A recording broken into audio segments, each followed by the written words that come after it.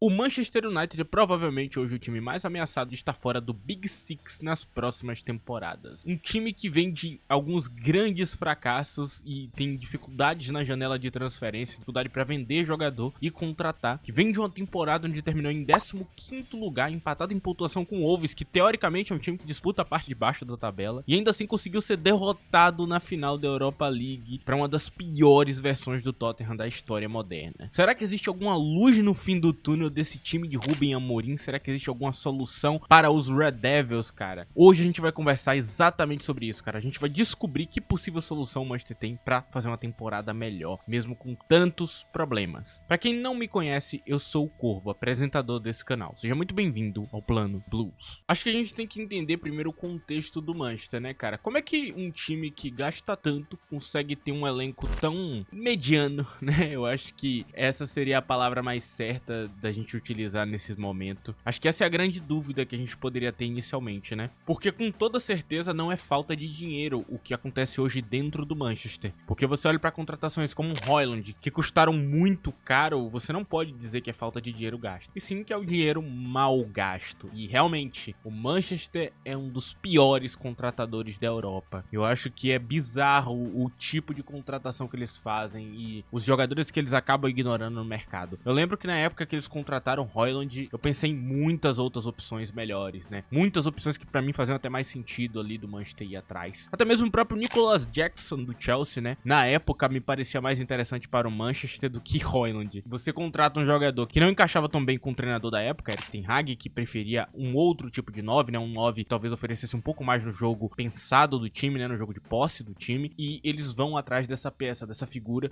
que tava em um momento bom da carreira, vinha de uma boa temporada na Atalanta, mas não era garantia de nada, né? O Haaland da Shopee, como chamavam na época, tava mais pra um Darwin Núñez da Shopee, né? Pra você entender o que é que eu tô falando aqui, cara. Não estamos falando de um jogador que tá no nível legal, não, cara. Tá muito abaixo da expectativa, cara. Esse jogador realmente é uma decepção muito grande. E eu acho que é um resumo das contratações do Manchester. Às vezes eles contratam um jogador que tá muito bem na carreira e que parece que é só contratar que vai dar certo, vai entrar no clube e vai dar muito bom, como foi o caso de Sancho, por exemplo, né? Que era um absoluto monstro antes de ser contratado. Depois que chegou em Manchester, se tornou um jogador irreconhecível e muitos outros, né? Seja nesse problema de contratar às vezes o jogador certo por um valor alto e não render no Manchester, seja também por contratar às vezes o jogador errado e a solução errada, né? Para os problemas do clube. Eu acho que tudo isso junto fizeram que o Manchester parasse hoje onde ele está, né? Onde ele desmoronou realmente ali, caiu de nível. Acredito que esse foi um breve resumo do porquê que o Manchester ele acabou do jeito que ele acabou. Bem resumido mesmo, ok? Eu não vou ficar entrando em detalhe, tem outros vídeos no canal se vocês quiserem ver a respeito do Manchester United, onde eu converso sobre essas situações e tudo mais. Agora a gente vai conversar sobre os atuais problemas do elenco do Manchester, cara. As primeiras coisas aqui que são realmente problemáticas. A primeira coisa, e eu acho que é a coisa que mais tá atrapalhando o Manchester, é a questão de vender jogadores. O Manchester sempre foi muito ruim vendendo jogador, só que atualmente tá um pouco pior. E se você não vende um jogador, você tem folha salarial que vai estar ocupada pelo jogador, então você não pode inserir outra pessoa, e você também não tem a grana pra reinvestir. Considerando que o Manchester já tinha gastado muito, né, investindo nas contratações de Erik ten Hag, ele não tinha tanta grana assim já de sobra, né, como outros clubes que não investiram tanto e tinham uma grana sobrando ali que poderiam gastar agora, como o Liverpool tá fazendo, por exemplo. O Manchester não. O Manchester, ele precisa vender pra comprar e precisa abrir folha salarial, porque a folha salarial do time é muito grande. E esse é o maior problema, inclusive, para vender o jogador, porque como eles deram altíssimos salários aos jogadores antes deles se provarem propriamente dizendo, essa galera tem uma dificuldade enorme de sair do clube, porque ninguém quer pagar o salário que esses jogadores estão pedindo. Então o Manchester ele se vê nessa situação onde parece não haver uma solução, parece que não tem um jeito realmente de resolver esse problema. Você tá preso a uma situação onde você não consegue se livrar do cara e ele vai ficar atrelado ao seu clube pegando aquela folha salarial ali, ninguém quer pagar o salário. Quando tu pega um empréstimo, o cara ele quer pagar metade do salário, então você tem que pagar uma parte pro cara jogar em outro clube. É uma situação terrível, cara. Então tem muito jogador que já era pra ter saído e não saiu. Eu acho que, por exemplo, quando você olha pro zagueiro Maguire, uma coisa que provavelmente impediu ele de sair há um tempo atrás quando ele tava muito mal, foi exatamente o salário. O salário era muito alto pra um zagueiro central. Então os times olhavam e pensavam, não vou contratar esse cara. E aí a gente tem o caso de Rashford, que fez uma grande temporada, eles renovam ele com um puta salário, e na seguinte ele não joga porcaria nenhuma, cara, e ficou oscilando como jogador, parece carecer de dedicação. Vários outros jogadores que estão ali no elenco, que até poderiam estar jogando, porque talvez ainda tenham futebol pra jogar e poderiam se adaptar ao novo treinador, mas eles já não queriam mais estar ali, eles já estavam desgastados e continuam tendo esse alto salário e essa grana presa aí, que deveria ir para o Manchester para a reformulação do elenco, só que não aconteceu. E eu acho que um grande problema que a gente vê aí é com relação ao treinador, porque ele nem teve como treinar determinados jogadores, cara, ele nem teve a chance, o cara já não queria jogar. Então ele chega no clube, o cara já não queria mais estar lá no clube, e aí ele sofre com isso, porque, pô, ele poderia estar usando um time bem melhor, mas as opções principais com altíssimos salários não querem jogar, não querem se dedicar, não querem treinar.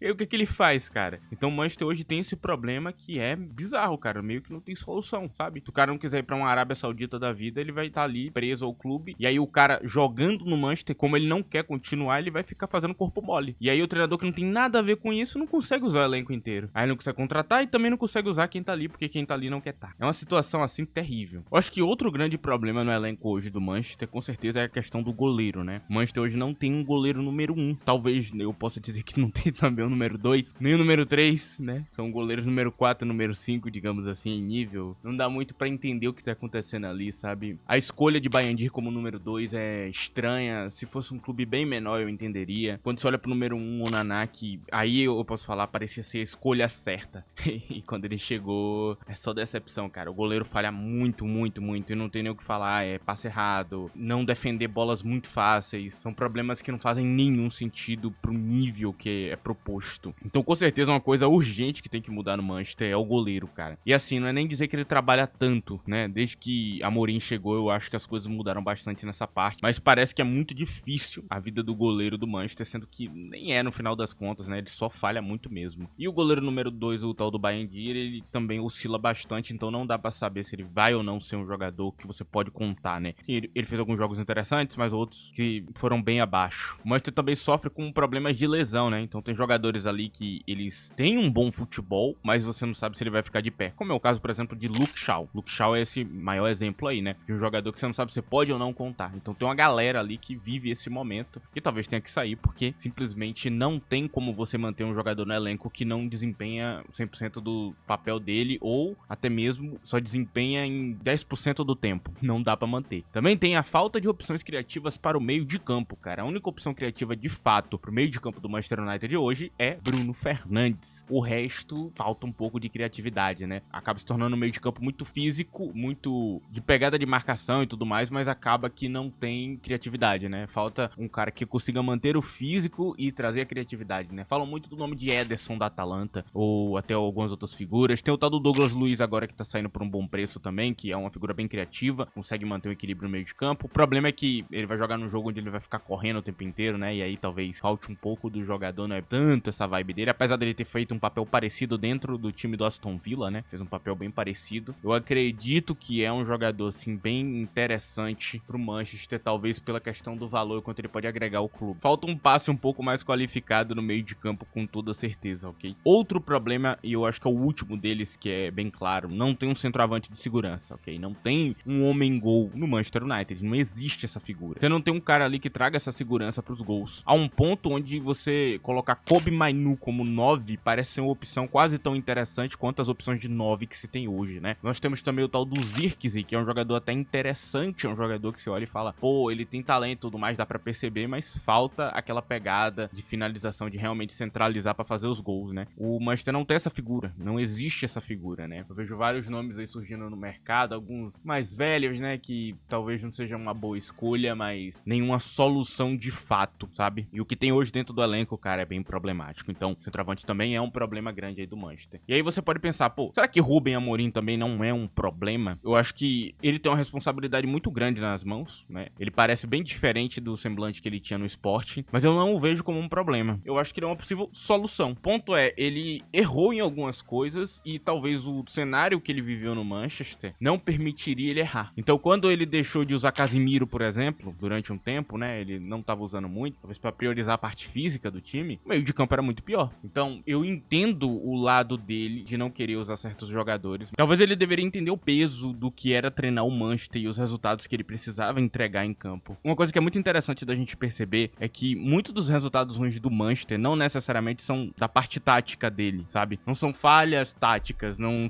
são problemas da formação e tudo mais. Eu acho que não vem disso. Eu sinto que são problemas individuais. Quando você olha pro jogo do Lyon, por exemplo, os gols eles vêm de falhas individuais. Quando você olha pra alguns outros cenários também, alguns outros jogos, muitas falhas individuais. E essas falhas, elas acontecem porque eles estão jogando um futebol moderno. E pra jogar no futebol moderno, você precisa ser muito bom. Precisa ter um bom jogo de contrapressão, você precisa arrumar soluções na hora de sair com a bola, que você vai jogar tomando pressão do adversário, atraindo ele pro seu campo. Isso exige demais dos jogadores. Ou seja, é uma limitação do elenco hoje do Manchester jogar com Ruben Amorim. Jogar correndo pra trás, jogar melhor posicionado nas bolas paradas e outras coisas assim que ele vai acabar pedindo do elenco e que vão ser um a mais. Eles não estão conseguindo executar. A sensação que eu tenho é essa, cara. Você vê que tem tático, tem um futebol mais pensado, que talvez seja chato pra algumas pessoas, mas pra outras que prestam atenção nessa parte, eles ficam, aqui tem uma coisa interessante, mas na hora da execução final, você vê muitas falhas, né? Você vê os jogadores não conseguindo executar tão bem esse esquema tático. Eu diria que esse é um belo resumo do porquê que o Manchester ele perde alguns jogos que ele não deveria perder, porque que ele empata jogos que ele tá empatando. Falta elenco, né? Falta jogadores que estejam melhor adaptados a esse tipo de futebol, né? Falta um encaixe melhor com o elenco e o treinador. Então o problema pra mim não é o Ruben Amorim, mas sim a ideia como um todo. Ela não se encaixa nesse atual momento. E aí fica aquela coisa, será que tem alguma solução então pro Manchester United ter como resolver os problemas do clube, cara? E eu diria que tem. A primeira coisa que eu acho que tem que mudar é goleiro e centroavante, com toda certeza. Goleiro tem muitas opções no mercado de bom preço, que eles podem ir atrás, tem figuras ali de preços bem baixos que eles conseguem contratar e já resolver o problema. Eu acho que é uma parte mais fácil de resolver. Centroavante é um pouco mais difícil, centroavante é caro. Falam em diversos nomes, né? Surgiu o nome de Vlahovic, pode ser uma opção interessante também, tá em baixa na carreira, mas ainda é um jogador com muito talento e que com certeza é melhor que a opção de 9 atual deles. Eu vi o nome de Welbeck, que me parece uma escolha muito ruim, né? Por causa da idade, é um jogador bem mais velho, então você não sabe quanto tempo de futebol ele tem pra entregar. Pode ser que nessa temporada atual que a gente esteja vendo, o Welbeck, ele comece a jogar muito mal, por causa da idade, né? Quando você tá com um jogador de idade tão avançada, é comum que quando chegue aquela temporada que você vai, realmente ele tá em queda de rendimento, você já percebe que não dá pra usar o jogador, cara. Então, é muito arriscado contratar um Welbeck. E aí, um nome que eu vi que surgiu bastante foi o nome de Mateta, né? Do Crystal Palace. É um jogador interessante, eu entendo que tem seu apelo por ele, né? É um jogador bem forte fisicamente e tudo mais. Só que, cara, Mateta é um jogador que não joga de uma maneira que provavelmente é tão agradável aos times grandes, né? Porque quando você tá num time grande, você joga com a bola no pé. Você precisa tá jogando com a bola no pé, você precisa tá desenvolvendo o jogo. E Mateta não é esse jogador, cara. É um jogador mais de contra-ataque, de jogadas rápidas e tudo mais. Pensa um pouco menos ali a jogada e vai mais direto ao ponto. Eu sinto que o destaque dele é nisso aí, né? Então o jogo de posse, talvez, né? Dele tá com a bola no pé, não seja aquela coisa mais agradável. Teve os jogos da França, U23, pelas Olimpíadas, onde a gente viu uma diferença muito grande em Lacazette e Mateta. Você vê que Lacazette tinha uma natureza, né, de jogar com a bola no pé e tudo mais. Você vê que ele tava bem mais confortável com essa parte, enquanto o Mateta é feito mais para um contra-ataque. Não diria que é feito para o Manchester United, que teoricamente é um time de Big Six, que vai estar com a bola no pé, que vai ter que estar dominando o jogo, que vai ter que estar pensando muito o jogo. Não vejo ele como essa opção, cara. Eu acho que é uma opção que engana bastante. Se a pessoa talvez tenha dificuldade de analisar o jogador de fato, né, a pessoa não ter o conhecimento necessário, a pessoa vai achar que Mateta é muito melhor do que o que ele é, porque realmente as características elas estão ali. O problema é que aquele cenário que ele tá inserido acaba enganando, né? Tem muito jogador que inclusive é assim, né, que o cara sem a bola no pé é muito bom, mas quando tá com a bola no pé, você vê que carece de qualidade, né? Tem muito jogador que é desse jeito. É o que separa, por exemplo, um Sihou Guirassy do próprio Mateta, né? Que o Guirassy, ele,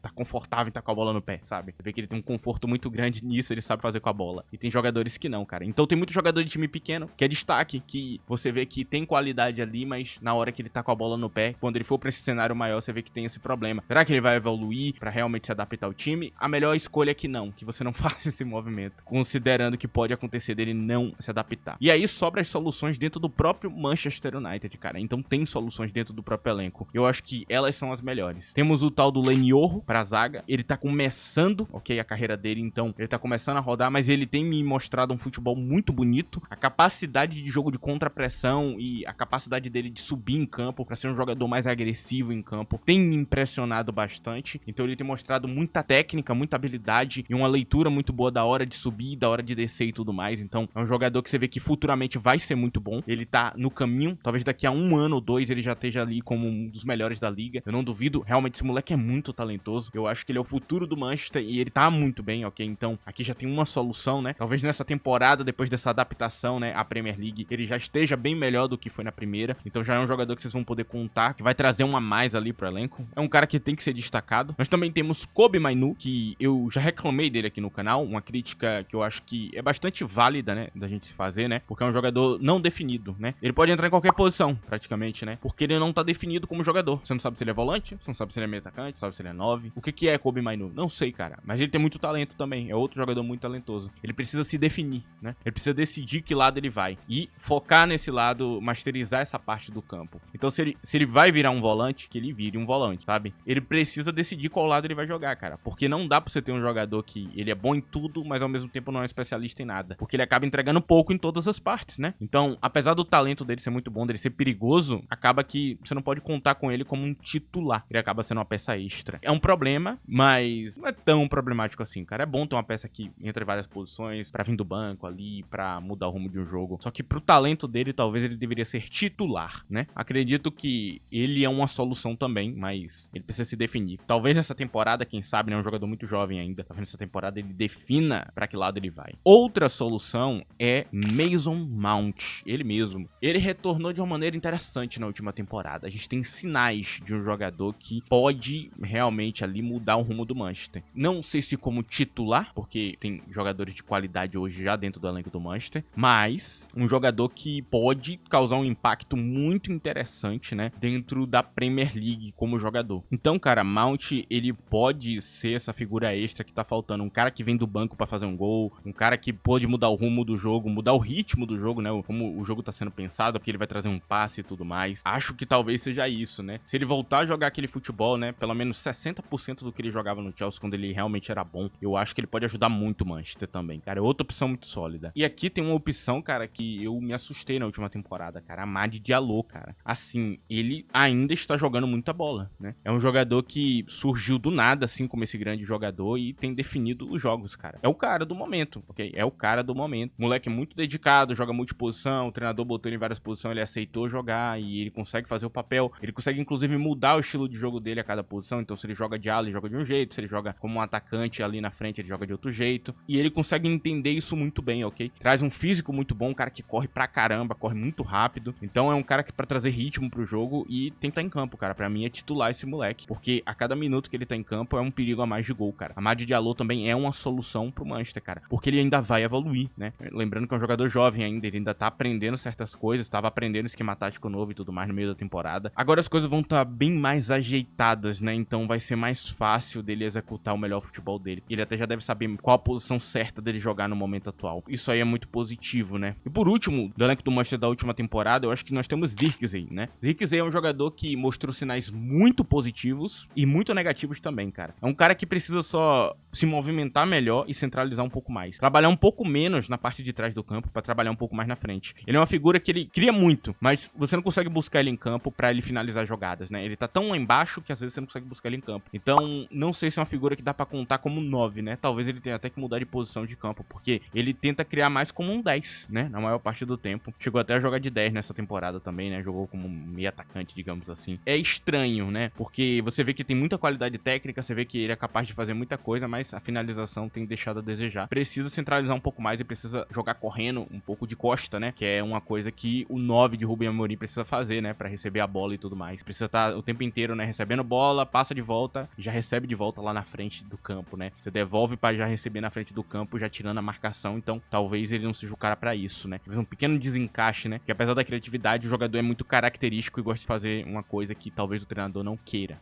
né? Eu diria que é isso. E aí sobra os novos contratados, cara, e as soluções. Acho que Matheus Cunha não há desculpa se der errado, porque é um jogador que foi uma contratação que muda o que o Manchester contrata, né? Muda o jeito de contratar. Aqui não é um grande destaque de outra liga, aqui não é um grande destaque de outro lugar, não. Ele tava na Premier League, joga num time bem pior, e ele era o cara da criatividade. Então, o Manchester vai pra uma linha de contratação diferente, agora trazendo o Mbeumo também, porque você tá trazendo o cara que consegue jogar com a bola no pé, né? A crítica que eu fiz a Mateta, não não encaixa nesses dois aqui, porque toda a criatividade desses times era com eles, né? Então você sempre jogava a bola nele pro lance ser criado, né? Quando você olha pro Crystal Palace, sempre a bola era jogada em Eberechi Eze, ou anteriormente em Michael ou Lizzie, né? Aqui não é esse o caso. A bola é jogada nesses dois jogadores, então não há uma desculpa pra eles não conseguirem jogar um futebol com mais posse. E também são jogadores de absoluto destaque. Eles, em times pequenos, times menores, estavam conseguindo entregar números muito sólidos. Então não há uma desculpa pra Matheus Cunha não manter os números, ou pelo menos não conseguir 80% desses números dentro do Manchester. Então a contratação, ela é interessante, porque você deixa de contratar um cara hypado do mercado, um jovem talento com muito nome, pra contratar um cara que na liga já está comprovado que ele pode entregar números. Então a ideia é que ele melhore ao ir pro Manchester. Agora vamos ver se vai acontecer, né? Mas lembrando que o Wolves terminou do lado do Manchester, então realmente não há desculpa, né? Matheus Cunha teoricamente tem que entregar ainda mais dentro do Manchester, ser um jogador ali pra artilharia do campeonato. Mbeumo a mesma coisa, é um jogador que tava acostumado a ele criar os lances difíceis, jogar com a bola no pé e jogar também nesse jogo mais de movimentação e tudo mais, receber a bola. Então eu acho que ele é super interessante pro Manchester. Pode jogar na ponta direita e pode ser que o Manchester, se não conseguir um 9, pode usar, né, Bruno Fernandes com Matheus Cunha e Mbeumo também ali como um trio de ataque, né? Pode ser que essa seja a solução aí pra temporada, né? E Mbeumo sendo o 9 do time, né? Ele pode ser uma solução pra essa camisa 9. Ele jogou de 9, ele não era ruim não, cara. Ele era interessante até. Ele só não é muito alto, né? Mas tem boa força física, boa velocidade e é um cara que eu acho que consegue entregar esse papel. Então essas são as soluções que o Manchester tem hoje. Eu acho que sem ir ao mercado, dentro do elenco já tem jogadores que podem mudar o rumo das coisas. E lembrando que essa segunda temporada de Rubem Amorim sobe muito o nível da cobrança. Porque agora não tem mais desculpa de não ter pré-temporada, não tem mais desculpa de várias coisas que deixaram de acontecer, agora tá acontecendo. Tá, ele não tem todos os contratados do sonho, mas ele tem vários jogadores interessantes que eu acabei de citar aqui. Se conseguirem encaixar uma boa fase, eu acho que o Manchester pode ser um time bem melhor. Enfim, cara, este aqui é o vídeo de hoje. Espero que vocês tenham gostado. Não esqueça de deixar o like nesse vídeo, é muito importante. Se possível, também use a opção de hype, tem na aba de comentários, ok? Se você tiver no smartphone, tu passa pro lado, me dá um hype gratuito, esse vídeo chegue a mais pessoas. Agradeço a presença de todos, muito obrigado. É isso, rapaziada. Tchau!